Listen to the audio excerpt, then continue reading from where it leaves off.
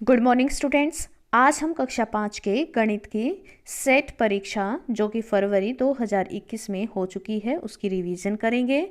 यहाँ पर question number 1, एक वर्गाकार बगीचे की बाड़ की कुल लंबाई 32 मीटर है। बगीचे की प्रत्येक भुजा की लंबाई क्या होगी? तो यहाँ पर देखते हैं, हर एक प्रश्न को हम यहाँ पर सोल्व करके देखेंगे।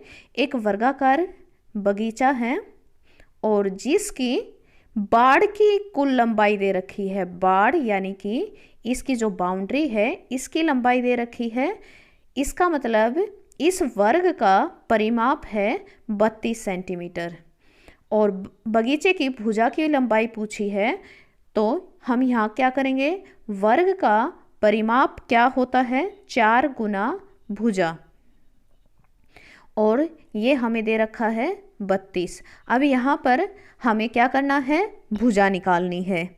भुजा निकालने के लिए हम क्या करेंगे, भुजा यहाँ पर लिखेंगे और 32 भाग में 4। इस तरह से हम ये 4 यहाँ पर गुना है तो इधर जाकर ये क्या हो जाएगा, भाग में हो जाएगा। इसको हम भाग करेंगे और हमारा उत्तर आएगा 8 मीटर होगा हमारा सही उत्तर। इसका हम 8 मीटर क्लिक करते हैं। प्रश्न नंबर 2, निम्न में से किसका परिमाप सबसे कम है? यहाँ पर 4 विकल्प दे रखे हैं और इनमें से सबसे कम परिमाप किसका होगा हमें वो बताना है। क्या करेंगे, हम सभी चारों आकृति जो भी विकल्प में है सभी का परिमाप निकाल के देखेंगे। 10 सेंटीमीटर भुजा वाले वर्ग का, तो 10 सेंटीमीटर भुजा वाले वर्ग का परिमाप क्या होगा, 4 गुना 10 यानी कि 4 गुना भुजा होता है। भुजा की जगह हम 10 लिखेंगे यानी कि इसका हुआ 40। एक आयत जिसकी लंबाई 10 सेंटीमीटर और चौड़ाई 5 सेंटीमीटर है, तो आयत का परिमाप क्या होता है, 2 गुना लंबाई जमा चौड़ाई। तो यहाँ पर हम 2 गुना लंबाई जमा चौड़ाई इसका करेंगे तो यहाँ से हमें क्या मिलेगा, 15 को हम 2 से गुना करेंगे तो उत्तर आएगा 30। 15 दूनी 30, यहाँ से इस आकृति का हुआ 30।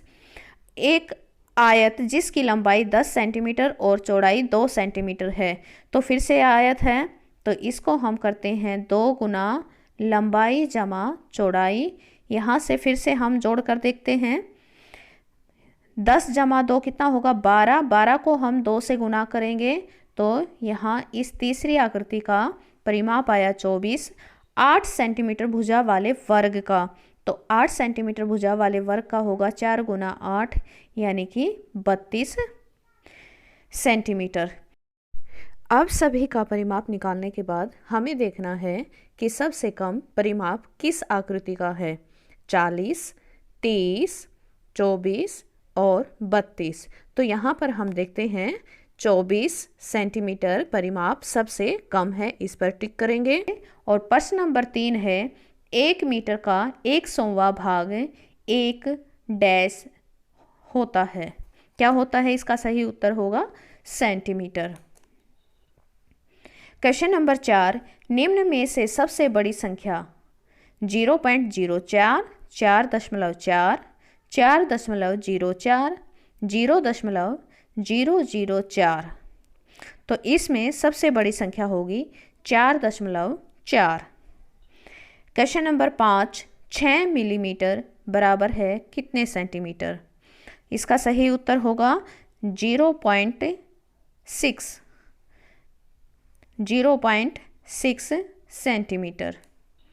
क्वेश्चन नंबर 6 है, 32.50 में क्या जोड़ा जाए कि 50 प्राप्त हो? तो हम यहाँ पर क्या जोड़ेंगे, इस प्रश्न को हम हल करके देखते हैं।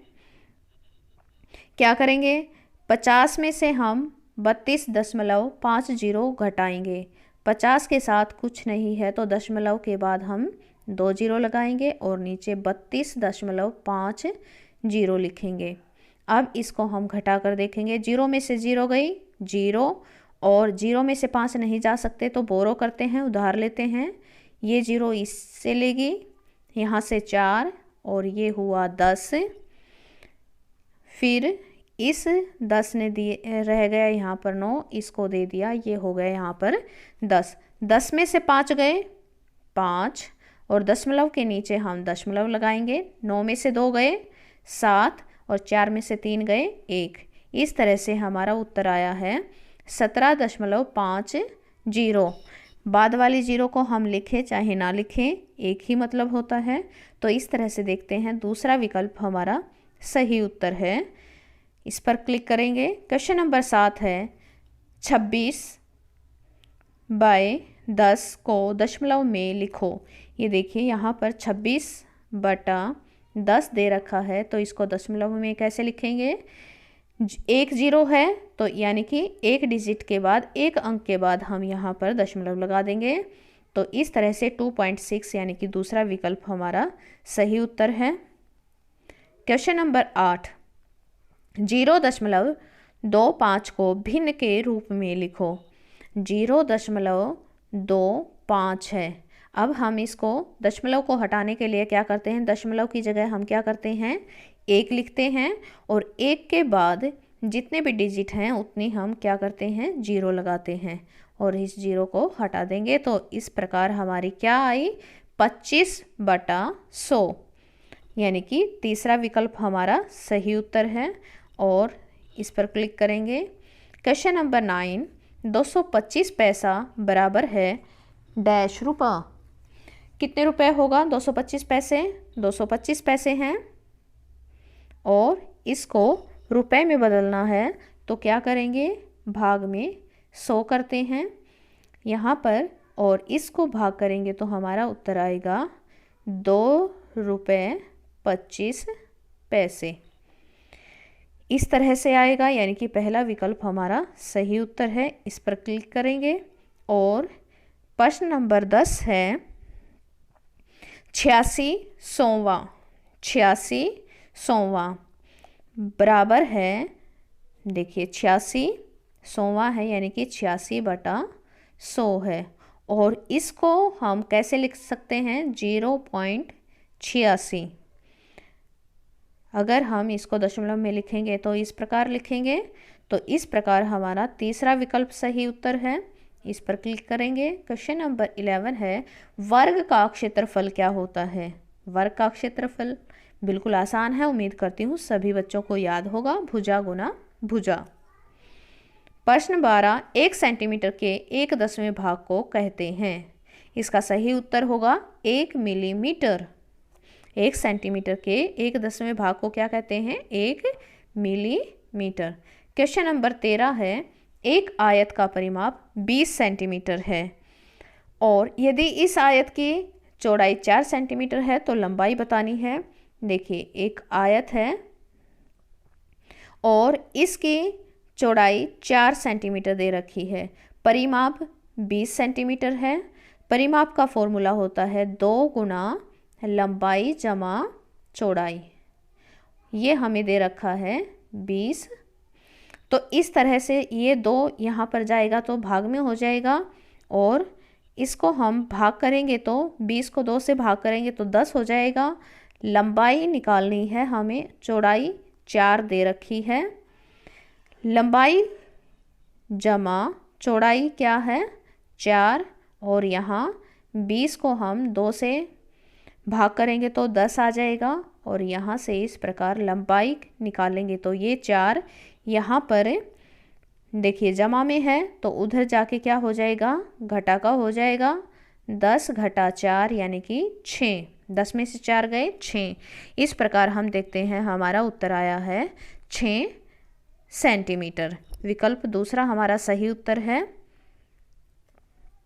इस पर क्लिक करेंगे। क्वेश्चन नंबर 14 किसी बंद आकृति के चारों ओर की लंबाई दूरी को डैश कहते हैं।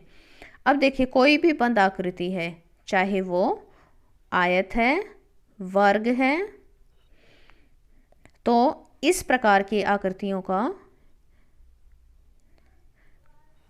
इस तरह से कोई भी बंद आकृति है तो उसके चारों ओर की लंबाई को क्या कहते हैं, चारों ओर की लंबाई को कहते हैं परिमाप। इसका सही उत्तर होगा परिमाप। प्रश्न नंबर 15, 1 रुपये का 100वां भाग क्या होगा? 1 रुपये में 100 पैसे होते हैं और उसका 100वां भाग क्या हुआ? 1 पैसा। इस तरह से आज हमने इस वीडियो में कक्षा 5 की गणित की असेसमेंट की रिवीजन की है। आप सभी प्रश्नों को अपनी कॉपी में हल कीजिए और वीडियो को पॉज करके और बार बार देखकर अच्छे से समझें। आज के लिए इतना ही। धन्यवाद।